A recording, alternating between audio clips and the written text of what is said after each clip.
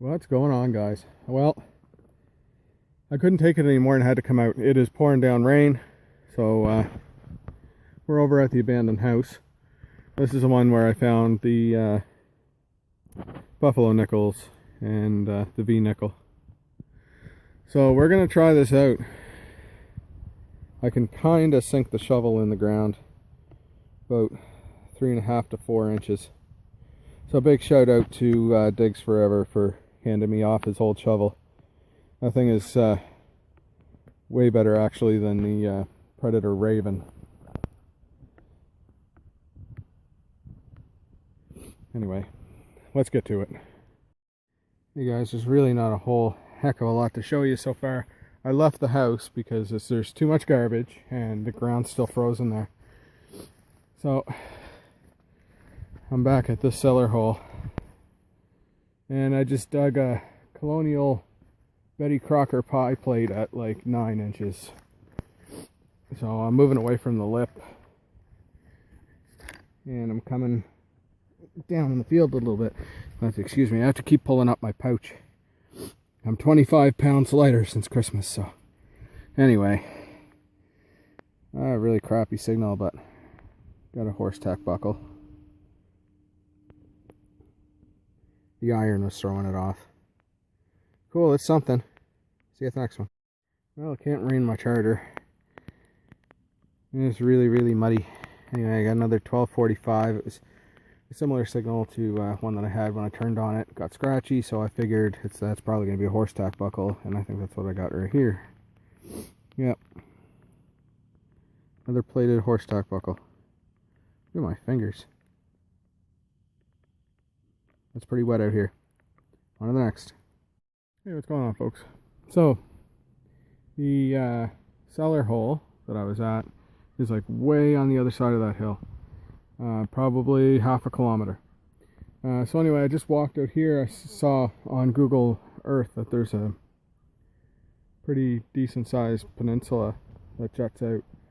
So as I'm coming down this hill, I noticed something. I gotta say, I noticed it the last time I was here.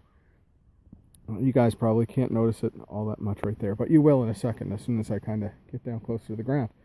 So anyway, I followed this hill down, saw a depression. Now this is not on any maps, not even the earliest maps that I can find, but this is an obvious depression. I don't know if you can really see it. So right here, I'm right on the lip, right here. So we're looking forward, and where's my finger? There. That's the top. And it comes over this way, and then right back down in front of us again. I think that this is probably, I think this is French. I haven't found anything yet, but I haven't started yet. I'm taking a break, so I'm pretty confident that it's a French site. I don't even think it's colonial. Like, I don't think it's like loyalist. This was where the town was originally settled. I think this is earlier. Sorry for shaking the camera so much. I'm actually getting pretty cold. It's pouring down rain right now. Nice beach out here too. I think I might actually just go down there for a little bit. See what I can find down there. Might be some old bottles too. Yeah, that's what I'm gonna do. I'm gonna cover up the detector because it's pouring now. E-Track is not waterproof. All right, we'll see you in a minute. Okay, I'm just walking along this beach here, looking for some signs of some old stuff. That was the bottom of a bottle. That's beautiful. That's man, I think that's blue. That's blue. Wow.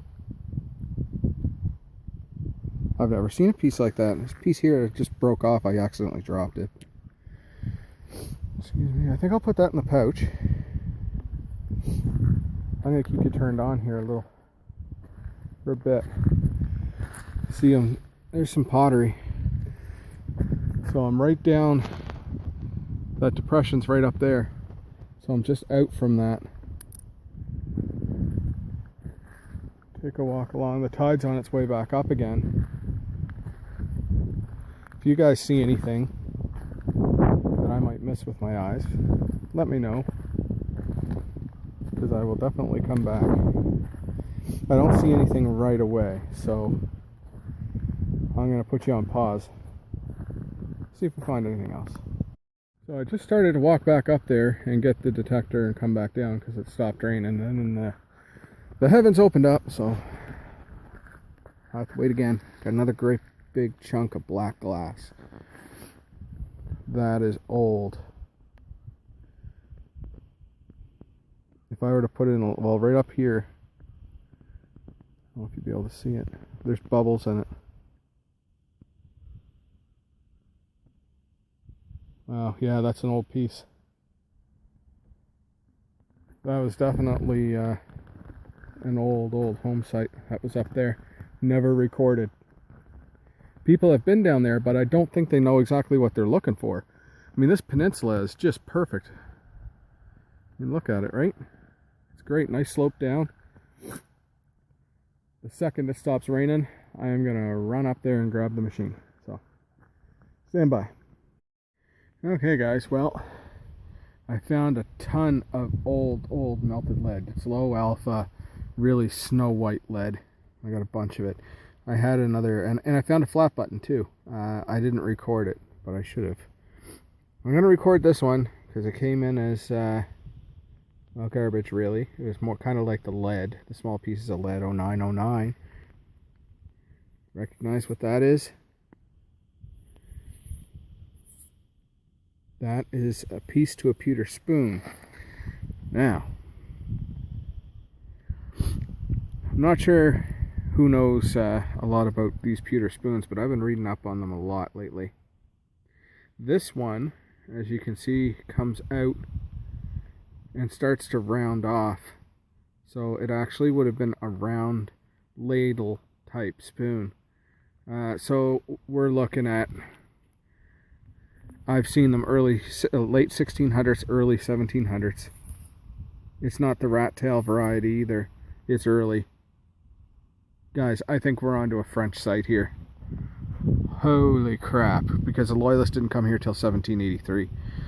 So, yeah. Nice, I'm happy. See you at the next one. Guys, I am so freaking pumped.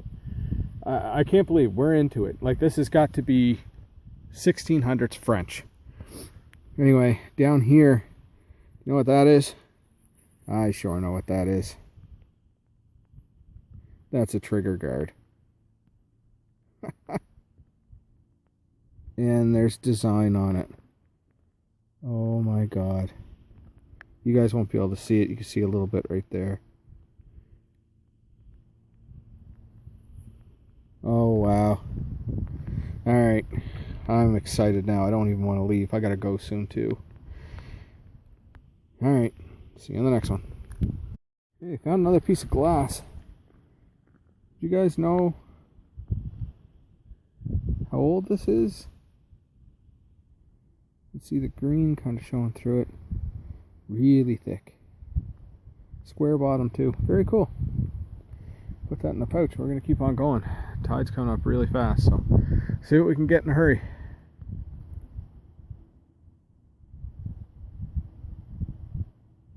It's fine. I'm staying up here. Cellar hole, or that hole is up here. Yeah, right there. And looks like I might have a button or something. It might be a Canadian coin. No, I think that's a button. Shank's gone. Doesn't look like there's anything on the front. Yep, that's definitely a button. It's got some age to it. Cool. See you on the next one. I had a low tone here. Actually, it was coming in like a 143 or 133. So I guess it's a mid-tone. Down about 1.5 inches. Got a coin. It's provincial. Not as early as I would have liked. There we go. Focus. 1864 probably. Yeah. I can't tell which one. It's pretty roached on the other side. Yeah, I can't get anything off it. Oh well, it's a coin. It's something. Hey guys, well, welcome to the wrap up for this hunt, and it's March 2nd. That was pretty rainy. I was soaked. Anyway, show you a couple of things that I got from the cellar hole. We have a couple of horse tack buckles. There's nothing special about those. We've seen a bunch of them. So that's it. Really, that's it from the cellar holes. This is all from the beach. So we'll go through a few things. This is the glass that I picked up. It's amber. You can kind of see, well, it's kind of got a green tint to it. It's got a pontil there on the bottom. Square. Really, really thick glass. This piece here is, it looked blue, and it's, I think because of where it was cracked off. You see the rainbow colors there? That's where it was cracked off. But it does look like it had a glaze or something on it. But when you hold it up to the light, I mean, I could take you over here and hold it up to the light a bit. It's really overcast, so yeah, you won't even be able to see it. Yeah, you can see a little bit down here by my finger. It's got that green hue to it, but it's funny because the bottom's got like a blue glaze. It's really cool. So that was the bottom part of the bottle. It would have sat like that. But man, is that ever thick. That's got to be 1/2 inch thick. And here's another piece. Same thing. It's kind of like a greenish brown.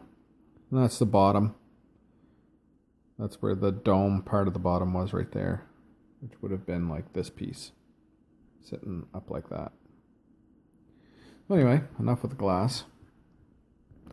Move on to these nails. They are brass or bronze. They're rose head. Really old. Another small one here. You can tell they're handmade. That one's falling apart. So they've got some age to them. This piece here is lead. So it's like a lead ingot, but it's been shaped into something. Not quite sure. If you guys know, let me know. If you guys know of any information on some of the stuff that I'm going to show you here shortly, then please leave a comment. This is the provincial. It won't even focus, it's so roached.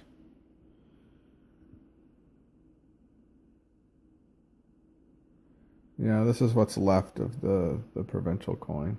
The date's right there, 1864. Not sure if it's a Nova Scotia or a New Brunswick or what. But anyway, it post dates the cellar hole, so I'm not really too interested in that. But these are the better things. This is a what's it. This is bronze. It obviously it's screwed into something. I have no idea. It looks pretty old. If you guys know what that is, let me know. Especially anybody who works around the water, if they've ever seen anything like that. I'm assuming it's 1800s, but I don't know. Then we have this trigger guard. And well, I'm going to see if I can. So I might have to take in. Sorry. Oh, torture. Just a second. That's what happens when you almost drop your camera. I didn't even really have it. There's kind kind of a flower design on that. You can kind of see it there. Oh, there you go. See the flower design? Kind of looks really, really old.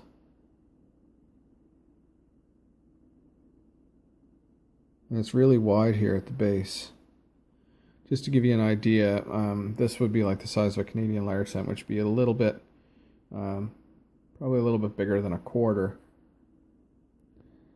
So it's roughly the same across as the copper.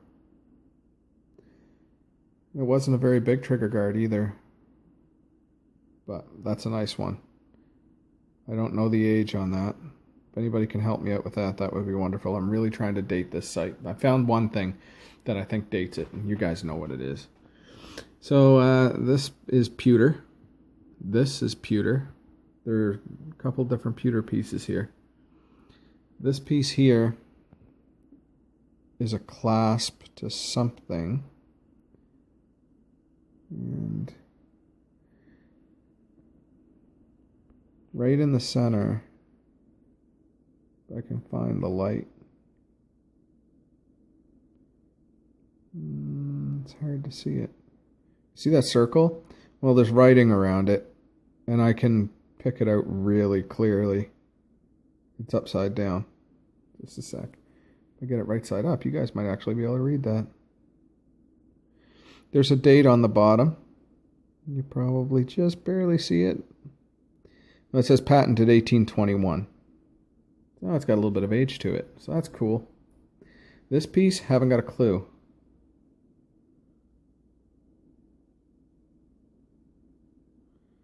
So if any of you guys know, I thought maybe it was like a tap to turn something on, but it would be weird to have that just on the sides and not in the middle. So I'm really not sure what that was. Then we got a couple of flat buttons. Nothing spectacular there. This one here has seen better days. Can't get anything off of that. This one here does have a back mark on it, which is really hard to see. I mean, they've been in salt water, right? So it's roached. There's nothing on the front of that flat button either. This is the pièce de résistance, I guess. I say that in French because this pewter spoon bowl, if you were to actually imagine how this shape would go, you can see where it comes around this way and then it starts to taper inward. And the side's not missing. So that means that this bowl was shaped rounded like a ladle. And then when we flip it over, we see there is no rat tail.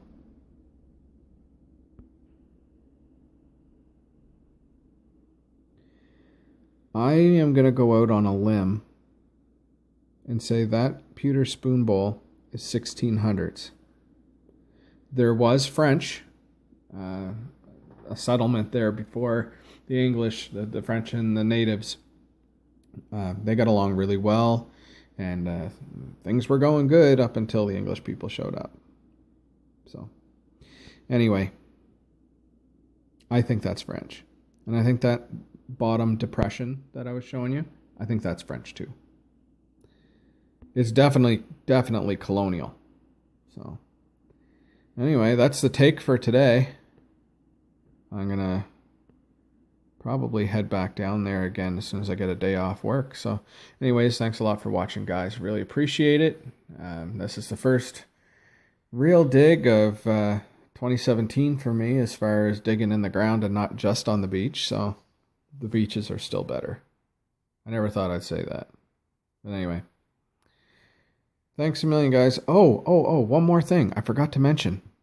If you guys get a chance to check out Christian Anderson, anybody who lives anywhere where there's colonial activity, like before colonial activity, a lot of times the colonies were built around native colonies first. So, like for example, this place that I was at, down along the beach, I was finding all kinds of this rock that had an odd color to it. And it just looked different from a lot of other rock. Now, if you go watch his videos, he talks a lot about fire rock. It's rock that was put into the fire and it exploded. After it heated up so much, this rock exploded. And I found a ton of that stuff down there. So, and I mean, it's really easy to pick out. So, man, if it wasn't for him, I wouldn't have noticed it. But I would say there was definitely natives in around the area. Almost 100% sure of it. And then French. And then came the Loyalists. And then, you know, several families from there up. So anyway, that's the take for today. Thought I'd give you that little tidbit of information. Go check out those two guys that I mentioned in the video. Diggs4Ever and Christian Anderson. So take care, guys. Happy hunting.